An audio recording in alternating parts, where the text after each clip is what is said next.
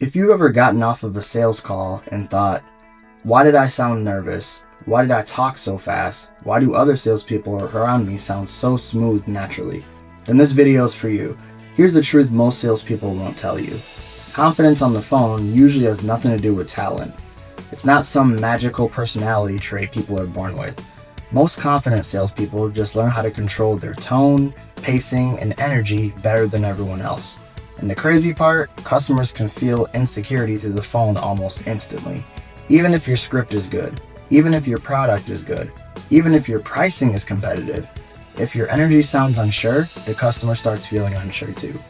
I've learned this from years in both car sales and door-to-door sales, and honestly, one of the biggest differences between average salespeople and top performers is simply how they sound during conversations. So in this video, I'm going to break down 5 things that instantly make you sound more confident on the phone, even if you're brand new to sales. And these are things you can start using literally today. So let's get into it. The first thing is slow down your speaking pace. One of the biggest mistakes nervous salespeople make is talking way too fast. And I used to do this constantly. You get on the phone and your brain starts racing. You don't want awkward silence. You don't want the customer to hang up, and you don't want to sound inexperienced. So you start machine gun talking. And the problem is, fast talking usually sounds nervous, not confident. Confident people sound calm. They sound like they're not worried about the outcome. Think about the difference between a desperate salesperson versus someone who sounds composed and relaxed. The relaxed person always sounds more trustworthy. One thing I learned in sales is this: the customer is not only listening to your words, they're listening to your emotional state. If you sound frantic, rushed, or desperate, they feel that. And slowing down immediately changes how people perceive you. It makes you sound more experienced, more trustworthy, and more in control. A simple trick that helped me: start intentionally pausing after important sentences. For example, the vehicle is still available. Pause. Based on what you're looking for, I actually think it could be a really good fit. That small pause creates authority. It sounds like you're comfortable, and comfortable people sound confident. Another thing, stop trying to fill every second with words. Silence is not your enemy. Most customers don't even notice small pauses the way you think they do. Alright, number 2, stop using weak language. This one is huge. A lot of salespeople accidentally destroy their confidence with weak wording. Once you notice it, you'll hear it everywhere. Things like, I was just calling to see maybe if, or I don't know if you'd want to, or here's another one, hopefully maybe we can. That language sounds uncertain. Confident people sound direct, not pushy, direct. There's a massive difference. For example, here's a weak approach. I was just seeing if maybe you wanted to come in sometime. Better. What does your schedule look like this week? Notice the difference? One sounds like you're asking for permission to exist. The other sounds natural and confident. Or instead of, hopefully we can put something together, say, I can put together some numbers for you. More certainty, more clarity, and more confidence. One thing top salespeople understand is that customers actually want leadership, especially when they're confused or overwhelmed. People don't want a shaky guide. They want someone calm who can lead the conversation. And being direct actually makes customers feel more comfortable, because uncertainty creates uncertainty. Alright, point 3. Stop trying to impress people. This is one of the biggest lessons I learned in sales. The harder you're trying to sound impressive, the less confident you usually sound. A lot of newer salespeople think confidence means sounding slick, sounding smooth, having perfect scripts, or talking nonstop. But honestly, the most confident salespeople I've ever met usually sound incredibly simple. Relaxed, conversational, normal, because they're focused on helping, not performing. Customers can feel when you're trying too hard, especially over the phone.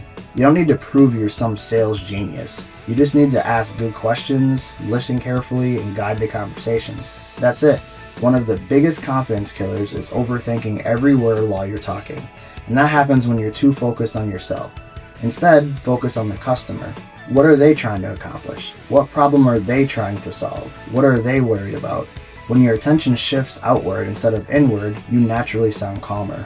And another thing, stop feeling like every phone call has to end in a sale. That pressure creates desperate energy. Some calls are simply information gathering, relationship building, planting seeds, or setting future appointments. Not every conversation needs to be a home run. And once you stop forcing outcomes, you actually sound more confident.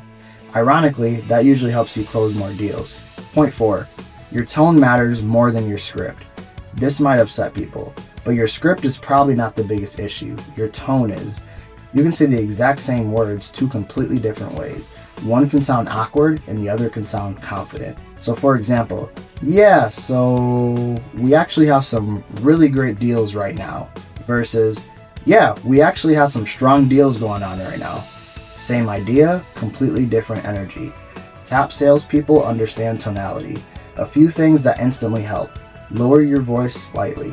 Stop ending every sentence like a question. Smile while talking. Sound conversational instead of robotic. And this is important. Stop using your sales voice. People can hear fake energy immediately. You know exactly what I'm talking about. That overly excited, "Hey John, this is so-and-so from ABC Motors." It sounds forced. Customers respond much better to calm confidence. You want to sound like a trusted advisor, not a hype machine. One thing I notice in car sales is customers open up way more when your tone feels relaxed, because relaxed energy lowers their defenses. And honestly, some of the biggest performing salespeople barely sound like salespeople at all. They just sound comfortable. Alright, the last point is get comfortable with silence. This might be the hardest one for newer salespeople. Silence feels uncomfortable. So what happens? The customer pauses for 2 seconds and you immediately start rambling. You over-explain, lower your price too fast, talk yourself out of a deal, and start sounding desperate. But confident salespeople know silence is powerful. Sometimes after asking a question, the best thing you can do is wait. For example, how does that payment range sound to you? Then stop talking. Let them think. A lot of salespeople sabotage themselves because they can't handle silence emotionally. But silence creates pressure naturally, and it gives customers room to respond honestly.